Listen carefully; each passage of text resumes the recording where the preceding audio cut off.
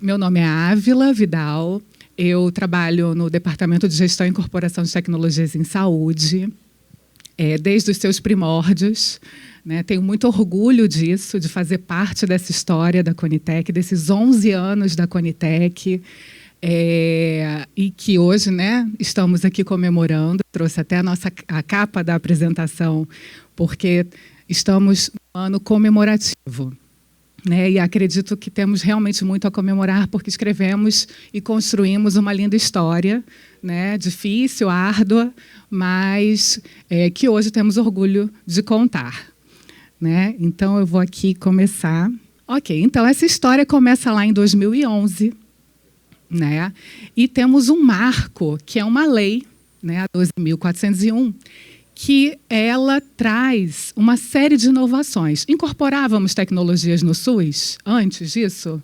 Sim, incorporávamos. Né? Trabalhávamos, inclusive, eu e Natália, que hoje nos representa aqui, representa OPAS aqui.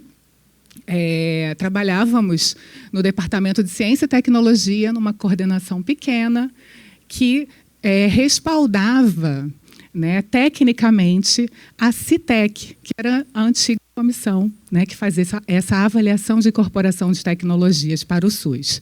Mas o que essa lei 12.401 ela traz? Ela traz critérios claros e transparentes sobre a incorporação de tecnologias. Né, critérios esses que introduzem a necessidade de avaliação das evidências científicas por meio de revisões sistemáticas, pareceres técnicos científicos, um método, né? A avaliação de custo-efetividade, avaliação econômica, também com um método claro, né, e objetivo, e a análise do impacto orçamentário. Tudo isso que o professor Segur trouxe, né, para a gente, então, nesse momento, cria critérios claros para que isso ocorra no SUS. Certo? Isso tecnicamente. Então, e cria-se também uma comissão, né, a Comissão Nacional de Incorporação de Tecnologias, que a essa comissão, é dada a responsabilidade de recomendar, né, a incorporação ou não de tecnologias no SUS. Né? Ela auxilia, ela respalda o ministro nessa decisão. O ministro, no caso, não, o Ministério, desculpa. Quem toma a decisão é a nossa secretária de Ciência e Tecnologia, né, que está aqui conosco, Sandra. Bom, esses dois, a Lei 12.401 e o Decreto 7.646, que é o decreto que regulamenta essa lei, são marcos de 2011 muito importantes que trazem todas essas questões que eu trouxe. Mas, atualmente, esse ano, nós temos a Lei 14.313, que também é um marco regulatório importantíssimo, que ela faz o quê? A gente criou lá atrás a avaliação, né, a necessidade de fazermos uma avaliação de custo-efetividade, mas nós não definimos o limiar, que é o quê? É um marco, né, é um corte, né, que define o que é custo efetivo e o que não é custo efetivo, que o professor também trouxe aqui para a gente, né, deu uma aula aqui para a gente explicando sobre, por exemplo, o NICE, usa isso como referência na sua incorporação de tecnologias. Nós tínhamos o critério, mas não tínhamos o corte. Né? Então, essa lei, entre outras inovações, ela traz essa necessidade que a gente também incorpore esse limiar. Tá? Eu não vou me ater muito a isso, mas eu acho que é importante a gente, né, eu tentar dialogar com a fala do professor, né, as questões que ele trouxe. Então, bom, diante disso, então, nós temos uma comissão que aqui, ó, ela faz parte, ela é um órgão colegiado, né, ela integra a estrutura do Ministério da Saúde, tá? Só para trazer para vocês qual que é a nossa estrutura. E ela é composta de 2 braços.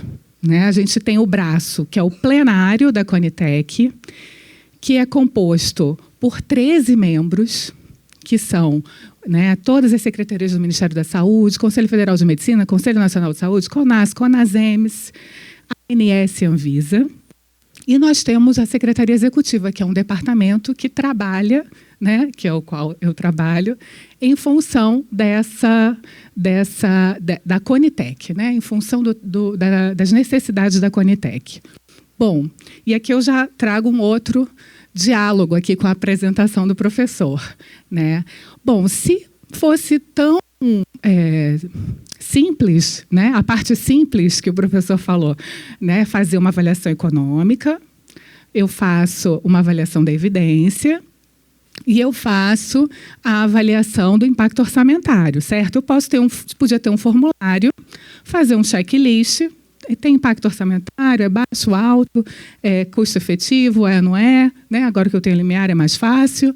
E eu tenho as evidências aqui. Faço um xizinho. Podia ter só a Secretaria Executiva para fazer isso, certo? Mas a avaliação de tecnologias em saúde, ela não é somente, né, olharmos esses critérios técnicos. Ela necessita a incorporação de um olhar mais ampliado, né, que são os valores da sociedade, que é as políticas estruturadas naquele país, né, políticas de saúde, políticas econômicas, né, tem muitas outras questões que precisam ser incluídas nesse olhar na tomada de decisão, né, e por isso que a gente precisa de uma comissão múltipla, com todos esses atores diversos, que trazem cada um olhar do seu lugar para essa tomada de decisão, né? Então, aí é a complexidade da tomada de decisão, né? Então, e aí que nasce, de fato, né, que surge a complexidade da avaliação de tecnologias em saúde. As questões de equidade, por exemplo, que o professor colocou aqui, são bem difíceis da gente tratar. A questão da custo-oportunidade, né, que está diretamente ligada à questão da equidade. Enfim, tudo isso, então, é de responsabilidade, digamos assim, né, desse plenário. Bom, aí aqui eu trago novamente só para ressaltar que a gente tem essa responsabilidade, né, sobre a recomendação de incorporações, mas também de propor atualização da RENAME, né? Para isso a gente tem uma subcomissão dentro do Ministério da Saúde, que é coordenada pelo Departamento de Assistência Farmacêutica, né, que tem essa prerrogativa legal de fazer essa atualização a cada 2 anos, né, e que precisa consolidar esses dados, na verdade, e publicá-los a cada 2 anos. Então, é importante a gente trazer essa informação aqui para vocês. Aqui eu já trouxe a questão da Secretaria Executiva, não vou me alongar. E aqui eu trago dados reais, né, de mundo real. Estamos agora na moda, com esse termo está na moda. Bom, ao longo desses 11 anos, já tivemos 119 reuniões realizadas. Essa comissão, ela se reúne a cada mês, né? Ela se reúne mensalmente, pelo menos 2 vezes, né, ao mês, para discutir as demandas que são, enfim, submetidas à Conitec. Nós já tivemos 9 reuniões extraordinárias. Esse ano, aqui até trouxe essa informação, 5 já foram realizadas nos últimos 2 anos em virtude da pandemia da Covid-19. Né? A gente trabalhou bastante, né, o plenário, em especial, na discussão das necessidades das novas tecnologias para a Covid. Bom, ao longo desses anos também, nós já recebemos 1.034 demandas, né, todas avaliadas. Ou seja, a gente precisa de uma capacidade técnica enorme, né, para fazer esse tipo de avaliação. A maioria das demandas, é importante salientar isso, lá nos primórdios da Conitec, a maioria das demandas eram demandas externas. O que é isso? São demandas que vêm da indústria farmacêutica, né, de atores externos ao Ministério da Saúde. Hoje, atualmente, a maior parte nós invertemos isso, e a maior parte das demandas são demandas internas, do próprio Ministério da Saúde, que advém de onde? Principalmente dos protocolos clínicos e diretrizes terapêuticas, né, das nossas diretrizes clínicas. E aí, nós dialogamos também com a atenção básica, né, porque nós temos várias pautas, né, de diretrizes clínicas que são, hoje, advindas da atenção básica. Hoje, inclusive, nós estamos, atualmente, inclusive, nós estamos com uma demanda de elaboração de uma diretriz para o cuidado da hipertensão arterial sistêmica, que é um desafio enorme, gigante para a gente, né? Nós estamos acostumados a avaliar tecnologias duras, né? Acostumados a avaliar tecnologias de alta densidade tecnológica, e quando a gente faz uma diretriz desse tipo, a gente incorpora um outro tipo de olhar, né? Tecnologias de baixa densidade tecnológica, mas com alta complexidade, né? Então, é um grande desafio, né, para todos nós. Bom, aqui a maior parte das nossas demandas é de medicamento, mas também recebemos procedimento e produtos.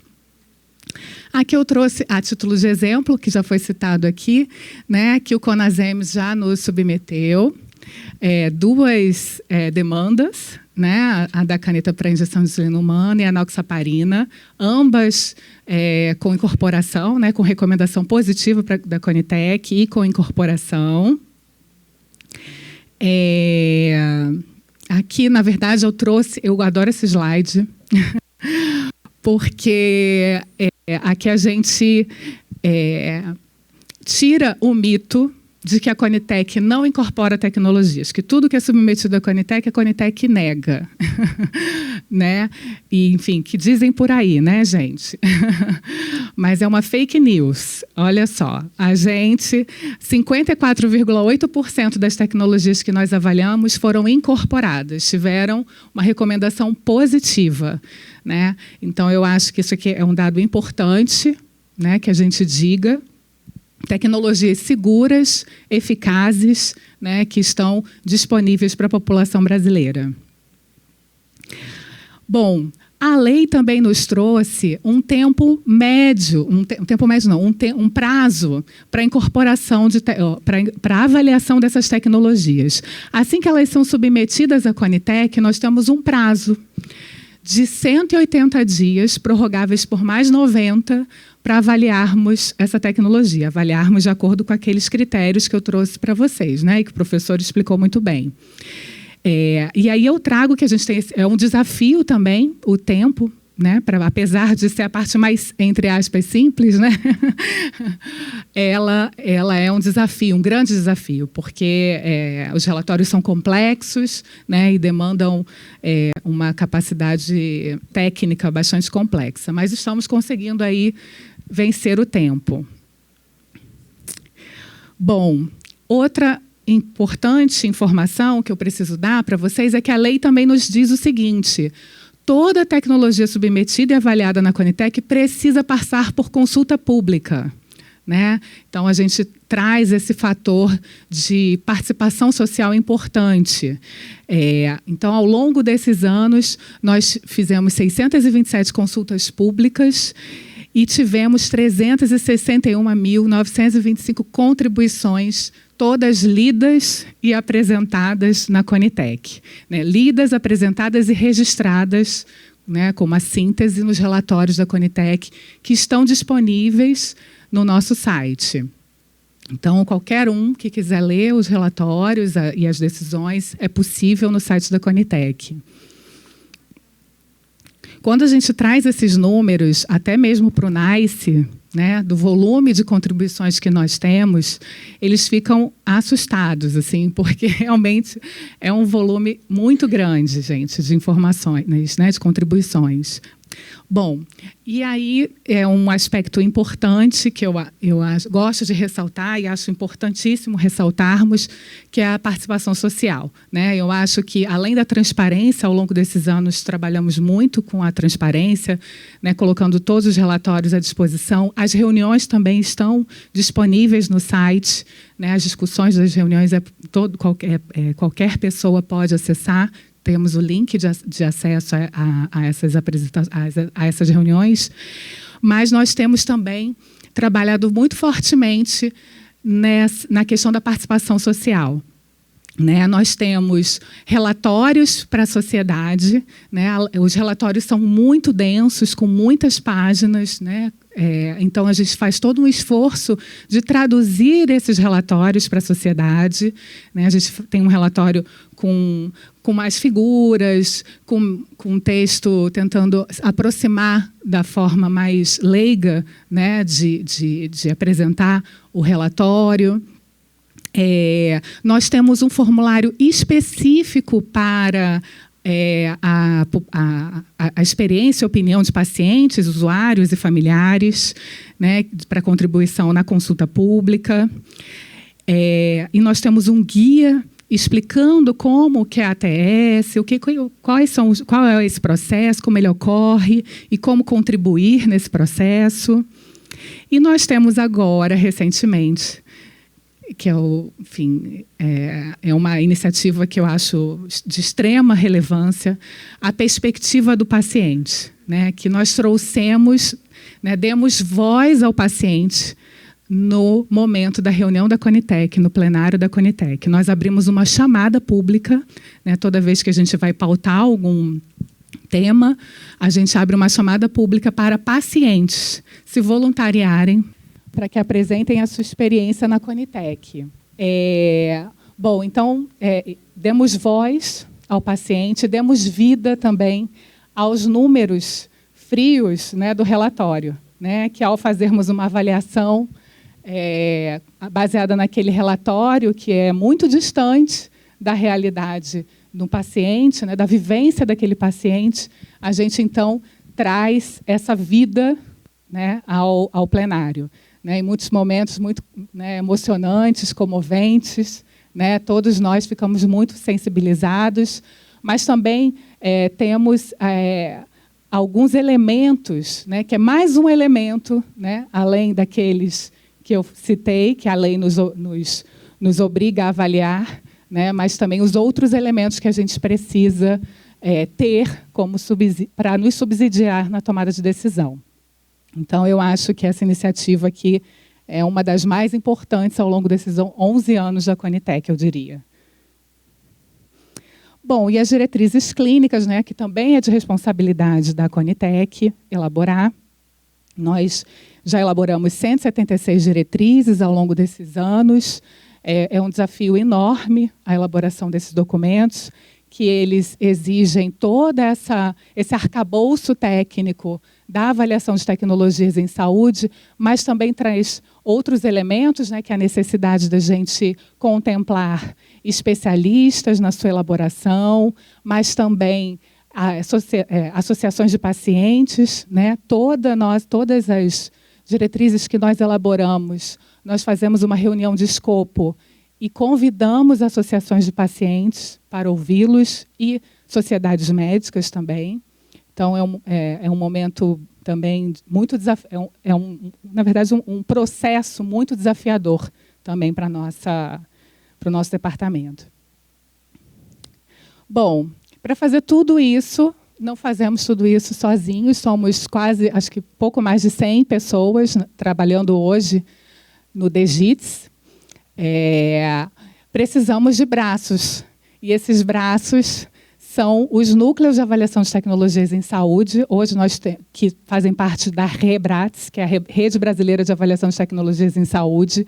Hoje nós temos 88 integrantes desses NATs, em hospitais de ensino, em universidades, né, que são grandes apoiadores nossos, e que também oferecem várias capacitações, né, fomentadas por nós. E aí eu chamo a atenção de vocês aqui para alguns cursos que nós oferecemos, inclusive com uma frequência importante. São os cursos introdutórios de ATS para gestores do SUS. O professor também colocou aqui que a importância dos gestores entenderem esse processo, né, deles, de alguma maneira, dialogarem com esse processo e conhecerem essas ferramentas, né? Então, a gente tem esse curso introdutório de ATS para gestores, enfim, e temos outros cursos, né? Um curso mais avançado, que é um curso intermediário para gestores. Temos vários cursos disponibilizados, né, para que, enfim, a gente amplie, né, nossos braços e amplie nossas capacidades também. Bom, e aí aqui, esse é o site da Rebratsk, onde vocês podem acessar os nossos cursos, né, ter acesso a todas essas informações que eu estou trazendo para vocês, cursos e eventos. E aqui o nosso site da Conitec, né, trouxe também para vocês terem conhecimento. E antes de finalizar, né, eu queria falar sobre o desafio que foi o último ponto que o professor colocou. O desafio da implementação, né? Que nós fazemos todo esse esforço, né? Ele trouxe a questão da política de assistência farmacêutica, da Rename, né? E como que a gente avalia tudo isso que a gente está fazendo, né? A interlocução entre o que está sendo disponibilizado, o que está sendo incorporado, enfim. Atualmente, nós estamos num esforço grande num projeto junto ao Hospital Alemão Oswaldo Cruz para avaliar a implementação das diretrizes clínicas, né? Nós escolhemos algumas diretrizes, aqui está também o Eber, do CONAS, que está nos ajudando nisso, né, Eber? Porque a implementação é justamente não está no Ministério da Saúde, né? Ela está em âmbito local, né? Então, nós estamos com esse esforço grande para fazer essa avaliação de implementação, para entendermos exatamente como que isso está se dando, né, na ponta, né? Está funcionando essa política, essa forma como a gente está estruturando a política, né? Ela funciona? Quais são as barreiras, né? Quais são as grandes questões e desafios? Para isso, para termos respostas, precisamos avaliar, né? Então, em função disso, estamos fazendo esse esforço de avaliação em parceria com o CONAS e, enfim, esperamos obter, no próximo evento, apresentarmos para vocês os resultados dessa avaliação. Então, é isso.